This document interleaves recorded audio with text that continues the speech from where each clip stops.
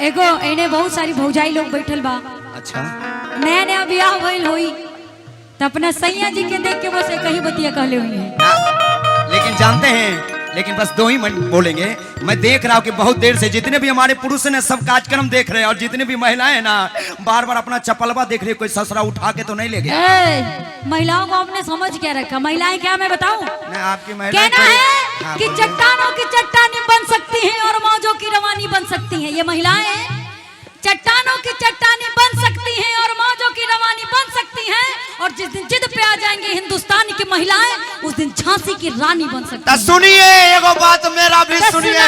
दूगो बात सुनाइए। पहले सुनिए, बीच में उंगली मत कीजिए, पहले सुनिए। नहीं नहीं, बीच में उंगली नहीं करते हैं। अच्छा, ये झांसी की रानी है? बिल्कुल बिल्कुल। तो ये सब महाराणा प्रताप है, सिर पर तलवार अपना घर पे छूट गया है। देखी हाँ हाँ हाँ, नारी बिना पुरुष अधूरा बा, अपुरुष बिना नारी। अच्छा, ठीक बा? हाँ ठीक है। अजय जेकरा के दोनों की जरूरत नहीं क्या बा बाल ब्रह्म। अच्छा ठीक है, एक बार जितनी भी महिलाएं हैं एकदम दोनों हाथ ऊपर करके इनके लिए ताली बजाइए, ज्योति माही जी के लिए। अच्छा चाचा जी आप मत बजाइए, आप पुरुष है, महिला थोड़े हैं। चाचा के घरे भी बिटिया बाड़ी बहू बाड़ी, काहे ना ताली बजाइए? आजकल बेटियां हर मामले में आगे हैं। ठीक है, सही बात है ना? ये तो है, ये आशीर्वाद आया है। अच्छा लेकिन कहो तेरे भैया गौर दीजिए इधर। हाँ गौर कीजिए। आई एगो भौजाई कहो तरी बड़ा एगो गाना चर्चित भइल भाई, भौजाई के देख के बस मन करता कि गा दी कि बड़ा निक लागेला। वाह, ताली बजाइए, ऐसी आवाज करिए के बोलिया और जब से ले आइल बड़े अपन घरे डोलिया। आई जितना लोगन के बियाह होए पहले पहले के फीलिंग ही हो रही कि बड़ा निक लागेला बलम जी के बोलिया जब से ले आइल बड़े है अपन घरे डोलिया। काहे खातिर कि बन के हमरा जिंदगी हो, बन के हमरा जिंदगी में आई जोर बड़े सावन नगोर बड़े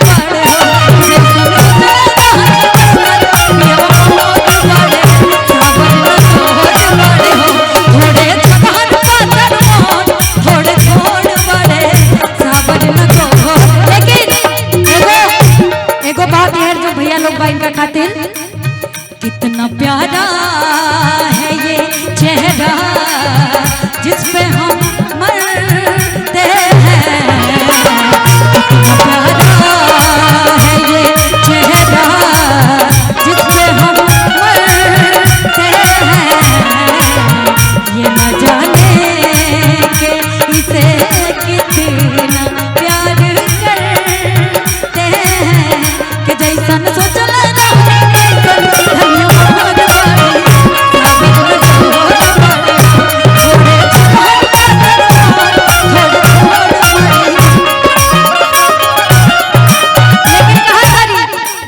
पहला बार अपना घरे गई नहीं तो अपना सखी से कैसे कहता दिलवा के हाल हमसे, दिलवा के हाल हमसे कहलो न जाला धगला कलाई पे दे हसी वाला।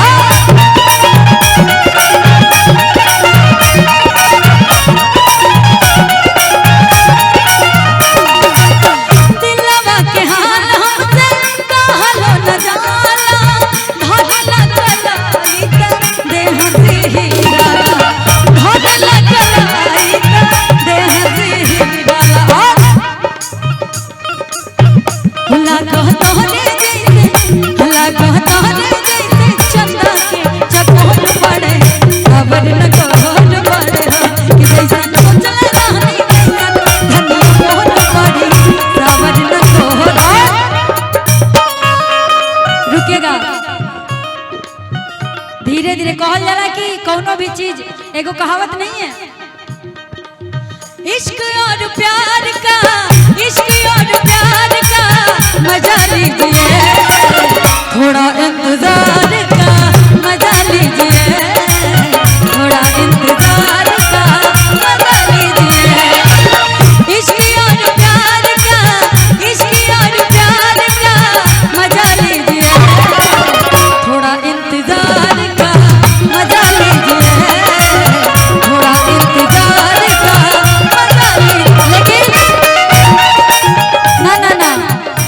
यहाँ तो शादी हो गई बा और सैया जी कमाए चल गए ना बहरा।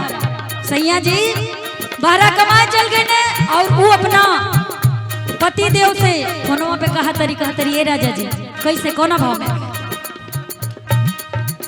कि अवतार कई के नौकरिया अपना सैया जी से कहा तरी सैया जी एगो काम करो कि रुआ जब कमा के आए तो हमरा खातिर एगो कुसुम रंग के सड़िया आ एगो तनी करिया रंग के ब्लाउज जरूर ले ले आई। काहे से कि हमार कुल सखी पहिन के इतना झमकावत तरी के हम का बताई।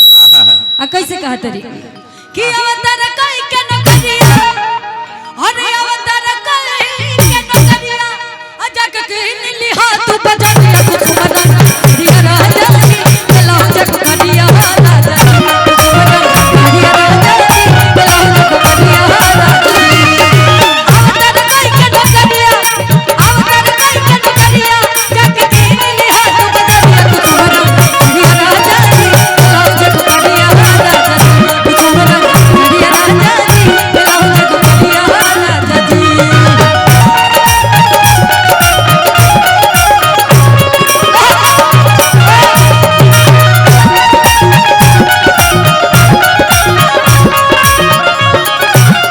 लेकिन कहा तरिए राजा जी हेने आई थी आई लगा तो कि साड़ी मंगवाई आई सीधा हमरे मतिन जींस टी शर्ट मंगवा के पहिनी है। साड़ी तो आई भौजाई लोग ना मंगवाई है कि तनी नीमन का ले ले आई तनी घूंघट के जब ससुर भसुर आई है तो तनी बैठब तो नीमन लगी। का हो चाची सही बात बना बड़ा नीमन लगा तरी चाची। लेकिन कहा तरी लाली रे पलंगिया सजिया दसाई सड़िया सिल्क वाली पहन के झमकाई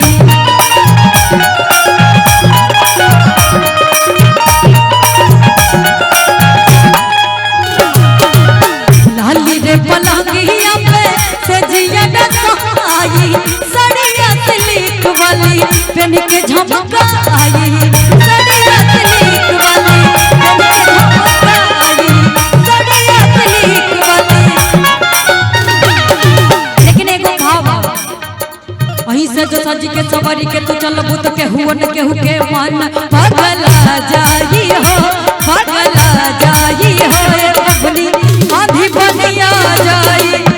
रुकेगा सैया जी कहा तारे कि ठीक बता रहा कि हम साड़ी लेके दे दे हो लेकिन अगर पहन के चल बुझार के तो का होई आई भैया कि ऐसे जो सजी के सवारी के तू चल बुत के हुन के हुके मन पगला जाई हो पगला जाई हो ए रनिया आधी बनिया जाई आ जाई हो आधी बनिया जाई आ जाई हो ऐसे जो सजी के सवारी के तू चल बुत के हुन के हुके मन पगला जाई हो पगला जाई हो या बाबरी आधी बनिया जाई आ जाई बाबरी आधी बनिया जाई अरे अल्लाह अल्लाह अल्लाह अल्लाह तारीफ तेरी अल्लाह अल्लाह अल्लाह अल्लाह अल्लाह अल्लाह तारीफ तेरी अल्लाह अल्लाह क्या सूरत तूने बनाई